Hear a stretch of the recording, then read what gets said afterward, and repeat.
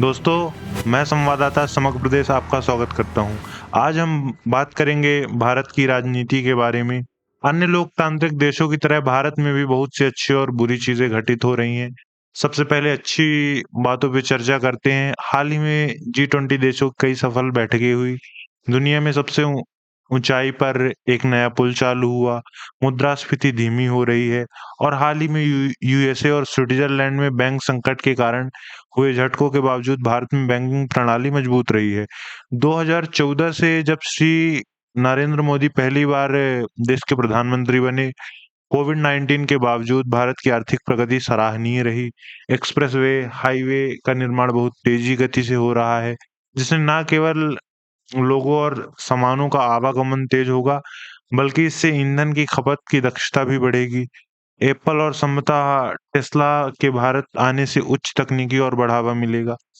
हालांकि देश में लोकतंत्र के समुचित संचालन के लिए सरकार की तीनों प्रमुख शाखाएं अर्थात नौकरशाही, विधायिका, कार्यपालिका और न्यायपालिका को एक दूसरे के साथ समन्वय कुशलतापूर्वक काम करना होगा। दुर्भाग्य से वे एक दूसरे से भिन्न रहे हैं। पिछले संसद सत्र में दुखद रूप से मालूमी मुद्दों के कारण व्यवधान उत्पन्न हुआ। दोनों दलों के नेता बहुत ही निम्न स्तर पर आ गए, अनावश्यक रूप से अभद्र और असभ्य भाषा का प्रयोग किया तथा व्यक्तिगत हमले किए, जिससे विपक्ष ने मोदी के खिलाफ नारे लगाए। निरर्थक मुद्दों पर सांसद का व्यवधान सत्तारूढ़ दल और विपक्ष दोनों द्वारा जिम्मेदाराना कार्यवाही का संकेत नहीं था। कैम्ब्रिज में राहुल का भाषण और अडानी के व्यापारिक उद्यमों का अल्पकालिक पतन गैर मुद्दे होने चाहिए थे और सांसद का मूल्यवान समय नहीं लेना चाहिए था। दोस्तों, जिस दिन अडानी के अत्यधिक ऋण की खबर का कारण भारतीय शेयर बाजार ध्वस्त हो गया, अमेरिका में गूगल शेयर में $100 बिलियन की गिरावट आई, लेकिन अमेरिका में किसी ने भी इस मुद्दे को नहीं उठाया या अमेरिकी सरकार को दोष नहीं ठहराया। इसी तरह भाजपा ने कैम्ब्रिज विश्वविद्यालय में राहुल गांधी की टिप्पणियों के लिए अनावश्यक रूप से उन पर निशाना साधा। किसी भी देश में सरकार की आलोचना करना कोई गलत बात नहीं है। मैंने और अन्य लोगों ने भी ऐसा ही किया था जब 1975 में श्रीमती इंदिरा गांधी द्वारा आपातकाल लगाए जाने पर कई विदेशी देशों ने उनकी आलोचना की थी।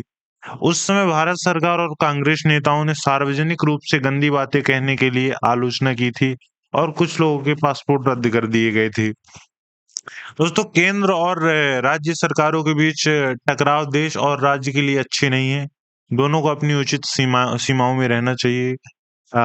दिल्ली सरकार के कामकाज में केंद्र का लगातार हस्तक्षेप बंद होना चाहिए। साथ ही राज्यपालों को राज्य सरकारों के काम में अनावश्यक हस्तक्षेप नहीं करना चाहिए और अपने पद की गरिमा बनाए रखनी चाहिए। हालांकि प्रधानमंत्री और सुप्रीम कोर्ट की आलोचना से बचना चाहिए, लेकिन इसे अभिव्यक्ति की स्वतंत्रता का प्रतीक माना जाना चाहिए, ना कि अपराध।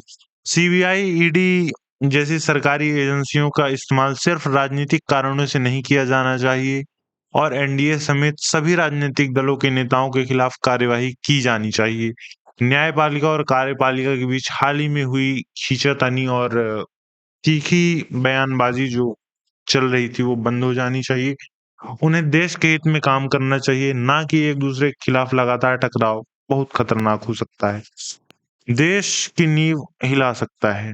दोस्तों, हाल ही में हुए जो है अपने राज्यों के चुनाव में बीजेपी की जो जीत हुई है, तो उससे ये देखा जा सकता है कि लोगों का भरोसा एक बार पुनः बीजेपी की ओर आता दिखाई दे रहा है। तो इसका जो है तो लोगों की जो मत है उसका उनका बीजेपी को सम्मान करके देश हित में काम करते करते रहना चाहिए और अपनी जो न्यायपालिका है उसको बनाए रखना चाहिए। दोस्तों, समग्र प्रदेश के लिए समय देने के लिए आपका धन्यवाद। ऐसी वीडियो हम आपके लिए लाते रहेंगे।